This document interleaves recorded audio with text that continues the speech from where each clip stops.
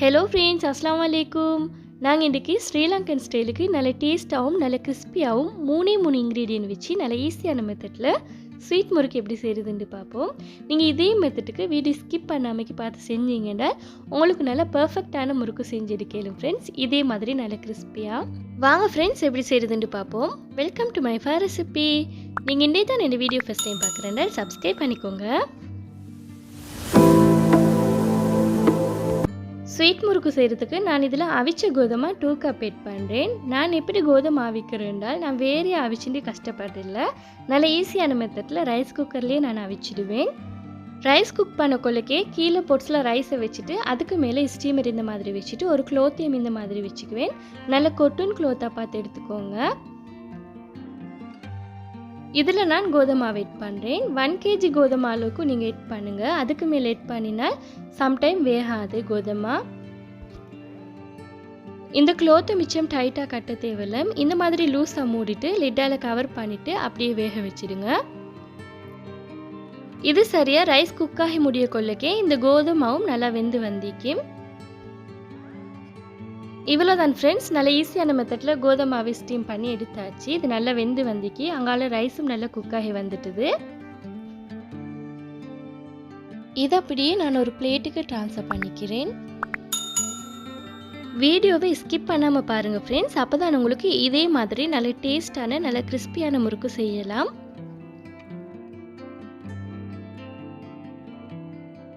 இப்போ இந்த கோதுமை கொஞ்சம் கட்டி பட்டிக்கிற சொட்டி நான் இந்த சூட்டோடையே இது இந்த மாதிரி கொஞ்சம் இடித்து விட்டுக்கிறேன். இது கொஞ்சம் லைட்டாக ஆறுனதுக்கு அப்புறமா இதை நான் வடிச்சிட்டு எடுக்கிறேன். நான் 1 kg கோதுமாவும் நல்லா வடிச்சு எடுத்துக்கிறேன். லாஸ்ட்டுக்கு இவ்வளோ தான் கொஞ்சம் கப்பி மிச்சமாயிடுச்சு ஃப்ரெண்ட்ஸ் எனக்கு. இப்போ இது நல்லா வடிச்சதுக்கு அப்புறமா நான் இதில் சரியாக 2 கப் கோதுமை இந்த பவுல் ரெட் பண்ணுறேன் முறுக்கு செய்கிறதுக்காக வேண்டி. ஸ்டவ்வை லோ ஃப்ளேமில் வச்சுட்டு நான் இதில் 1.5 கப் கோகோனட் மில்க் ஆட் பண்ணுறேன். இந்த கோகோனட் மில்க் லைட்டாக ஒரு கொதிக்க கொதிக்க இதை அப்படியே எடுத்துடுங்க. 2-3 கொதிக்க விட்டுறாதீங்க. நீங்கள் 2-3 கொதிக்க விட்டீங்கன்னா இந்த மில்க் திரண்ட மயக்காகிடும். அதாவது மில்க் வேறையாகவும் அதில் இருக்கிற வாட்டர் வேறையாகவும் பிரிஞ்சு வந்துடும். இந்த சூட்டோடையே இந்த மில்கை நான் அவிச்ச கோதுமால் ஆட் பண்ணுறேன். இந்த மில்கை கோதுமால் ஆட் பண்ணுறதுக்கு முதல் நீங்கள் கோதுமால் சால்ட் 1/2 டீஸ்பூன் ஆட் பண்ணிக்கோங்க. எனக்கு அந்த வீடியோ மிஸ் ஆகிட்டுது. இப்போ இந்த கோகோனட் மில்கை கொஞ்சம் கொஞ்சமாக இந்த மாதிரி ஆட் பண்ணி நல்லா சாஃப்டாக நீட் பண்ணிடுங்க. சம்டைம் உங்களுக்கு இந்த மில்க் போதாத மாதிரி இருந்துச்சுனால் கொஞ்சம் ஹாட் வாட்டர் ஆட் பண்ணிட்டு நல்லா சாஃப்டாக நீட் பண்ணிடுங்க. எனக்கு சரியாக 2 கப் கோதுமாக்கு 1.5 கப் மில்க் சரியாக வந்தது. மில்க்குக்கு பதிலாக உங்களுக்கு ஹாட் வாட்டரையும் ஆட் பண்ணலாம். நான் இந்த முறுக்கு செய்கிறதுக்கு இந்த மாதிரி டிசைன் தான் இன்றைக்கி எடுத்துக்கிறேன். உங்களுக்கு விருப்பமான டிசைன் யூஸ் பண்ணலாம். இப்போ இந்த டோவை நான் இடியா பொருளில் ஆட் பண்ணுறேன். ஃபஸ்ட்டுக்கு நான் இந்த மாதிரி ஒரு ட்ரேயில் பிழிஞ்சு விட்டுக்கிறேன் ஃப்ரெண்ட்ஸ்.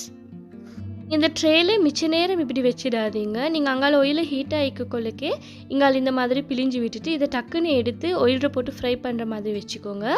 இதை நீங்கள் மிச்ச நேரம் ட்ரேயில் வச்சிங்கன்னா சம்டைம் ஒட்டுற மாதிரி இருக்கும்.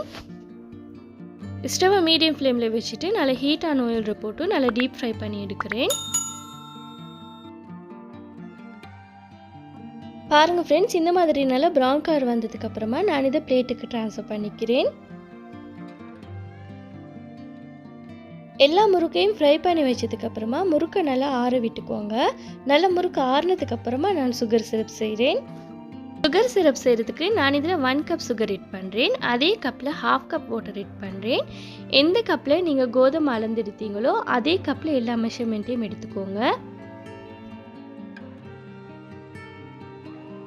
ஸ்டவ்வை மீடியம் ஃப்ளேமில் வச்சுக்கோங்க. சுகர் நல்லா கரைஞ்சி கொதிச்சு வரட்டும். இந்த ஸ்டேஜில் நாம் இதில் கன்சிஸ்டன்சியை செக் பண்ணலாம்.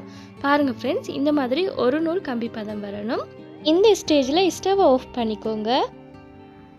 இப்போ நான் இதில் ஃப்ரை பண்ணி ஆற வச்சுருந்த முறுக்கை இதில் போட்டு நல்லா மிக்ஸ் பண்ணி விட்டுக்கிறேன்.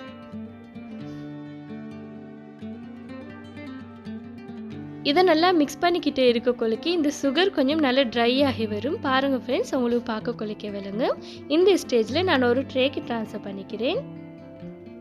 இவ்வளோதான் ஃப்ரெண்ட்ஸ், நல்லா சூப்பராக ரெடி ஆகிட்டுது. இதை நீங்கள் மிச்ச நாளைக்கு வச்சு சாப்பிடணும்னா ஒரு டைட்டான கண்டெய்னரில் போட்டு காற்று போகாத அளவுக்கு நல்லா டைட்டாக மூடிவிங்க. அப்போ இது மிச்ச நாளைக்கு நல்லா கிறிஸ்பியாகவே இருக்கும். இந்த வீடியோ உங்களுக்கு பிடிச்சிருந்தேன்னால் ப்ளீஸ் ஃப்ரெண்ட்ஸ் லைக் பண்ணுங்கள், ஷேர் பண்ணுங்கள், கமெண்ட் பண்ணுங்கள், மறக்காமல் சப்ஸ்கிரைப் பண்ணுங்கள். தேங்க்ஸ் ஃபார் வாட்சிங்.